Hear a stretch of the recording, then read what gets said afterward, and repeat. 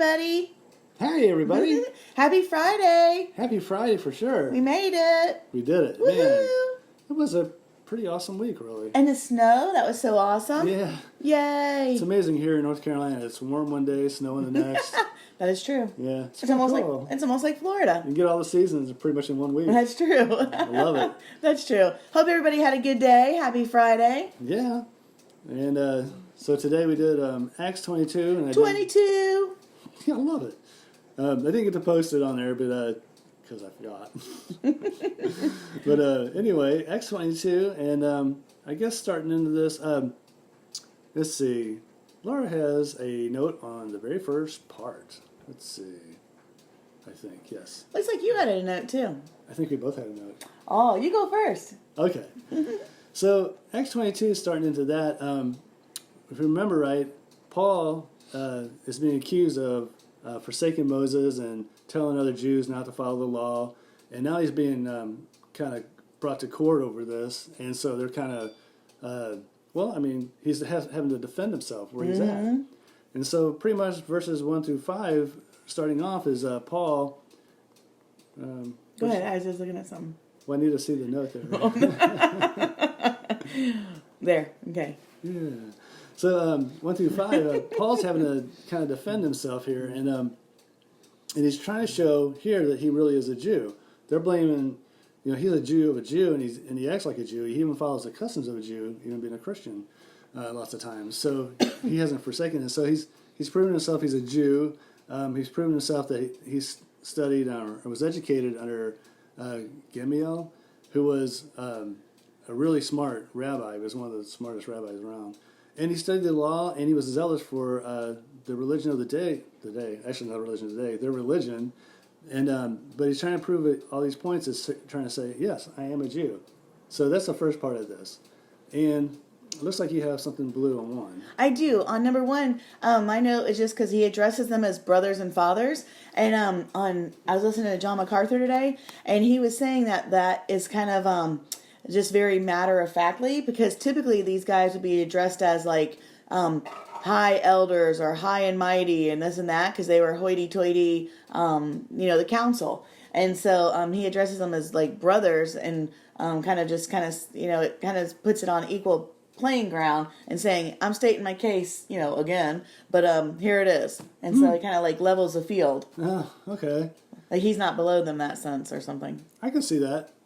Because they did kind of walk around and they were big phylacteries. Mm-hmm. Yeah. Yeah, they wanted everybody to see them, so look at me. Okay. Verses 6 through 21, he goes into showing also how he's an apostle, and he proves his point of being an apostle. First of all, verse 6 I thought was neat because he talks about how a great light shone from heaven suddenly. Well, this is during noontime, the brightest time of the day. And so the shining of this light was even brighter than the sun. That's a good point. Yeah, and so it's kind of cool. And the people around him, with him, they didn't hear the voice or understand the voice, but they saw the light too. Yeah, so I remember that story too. That was good. it's pretty cool. And to go on showing that he really is an apostle, well, he said, let's see. Oh, I have a note. I have a note with my notes. Let's see. To be an apostle, you actually had to see Christ. You had to be one to see Christ, and you had to, there were some qualifications, and we saw that actually over in Acts, that you had to, I think I made a note here. Yes. Peter said that in order to be an apostle, you had to be one that was from the beginning with the baptism of John until the day that Jesus was taken up. Well, Paul was an apostle born out of time. So how this works, as Paul saw Jesus appeared to him on the road, and after that, he went up and was confirmed by the apostles who did walk with Jesus to be an apostle. So he got confirmation of seeing by seeing Jesus, and also by the apostles who actually walked with Jesus to be an apostle. And since after that, after this time, like we hear churches now to say they have apostles in them, but it's impossible because they have never seen Jesus or been with somebody who has seen Jesus. So that was interesting. And let's see. I don't even know why I put that there. Hi, Mom. Hi, Mom. Thanks for joining us. Okay, and so also verse 12, when Paul was saw the light, he was taken to Damascus, and he came to Ananias' house. And what I want to mention about this is Ananias actually was a disciple, and it's interesting in our lives how God will use, people who love Him, and they're not anything fancy. They're not pastors or anything like that. They're not bishops and all that stuff. But here He uses Ananias to reach one person who's going to reach the rest of the world. Didn't we already read all? I mean, we read all this earlier in Acts, right? Yeah. Okay, yeah. I just want to make sure. Yeah, this is actually because what he's doing, he's making defense here, trying to show how he's also an apostle. Right. Okay. I was just curious. And how he came to the place he is. So he's saying, I am a Jew, but I also believe in Christ, and so he's trying to show how that works out. Right. Okay. So what I want to say is, like, right now, you don't have to be something fancy for God to use us. You never know who we might reach. We might talk to that one person. It might be your kid. It might be anybody, but God can use you to reach them, and they might do something even more. So That's good. That's true. it's pretty cool. Verse 17, I had looked at because it said, when I returned to Jerusalem, and this is after he was at Ananias' house, he said, when I returned to Jerusalem, I was praying in the temple and I fell into a trance. The only other times we see someone fall into a trance is Peter and John. So this has only happened to the apostles. Remember when Peter had the sheet come down and all the animals were on it? So, but interesting with Paul, and I only want to bring this up because how neat it is. In 2 Corinthians, he talks about that vision he saw. He said that he was caught up in the third heaven, and that in the end he can't even explain the man's words what he had saw because it was so powerful. I can imagine. So that's kind of neat. All right, so onward, James. Moving on down, we get so it showed that right now he's trying to show himself to be an apostle, and in verse 21, Laura has a note.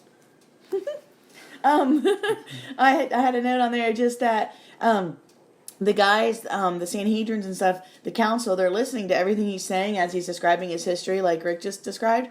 But once he starts talking about the Gentiles, they get in an uproar and they get really mad. And then on verse 23, they're like, they've had it, and they start getting that crazy animal frenzy thing again, and they start like throwing off their cloaks because they're getting ready to stone them, and dust is in the air, and it's just like a frenzy again. But then the guys come, and the tribune come and kind of take them away and calm it down because it's getting kind of out of hand. But it's just interesting how once they bring in the Gentiles, they lose it. They do. And just like this, they're getting ready to whip them. Yeah. So they stretch them out and getting ready to put them on the rack. I know, which is awful. But Paul brings it up. He says, is it lawful for you to flog a man who's a Roman citizen? And so, and uncondemned. Well, it was against the law to actually to be cruel to a Roman citizen. So they freaked out because here... Rightly so. Yeah. Let's see. Because the Roman citizen, or the guy says, are you a Roman citizen? And so they were about to examine him, and they all withdrew. When he said he was, they all withdrew, and immediately they were freaking out. I can imagine. Because they realized that actually they would have been killed if they would have done that. So, but anyway, and that's about the end of the notes. But this is great because all the way to 28, this is all one long story. Yeah, because I even, at the end of that 30, at the end of 30, I started reading ahead because it was like the sentence didn't end, so I had to stop. So you're right. Yeah, because this whole part is this one story all the way to Paul going to Rome, but it's really, really good. So. It is. It's in captivating or whatever. Yeah. Well, thanks for that good history and reminders. That was awesome. Yeah. Well, thanks you guys. Happy Friday. Happy Friday. It's the weekend. Enjoy your weekend. And prayers for Hannah because she had to go get a CAT scan today. She's still having some issues with her, I guess, ear infections and stuff. Yeah. So shout out and prayers to Hannah.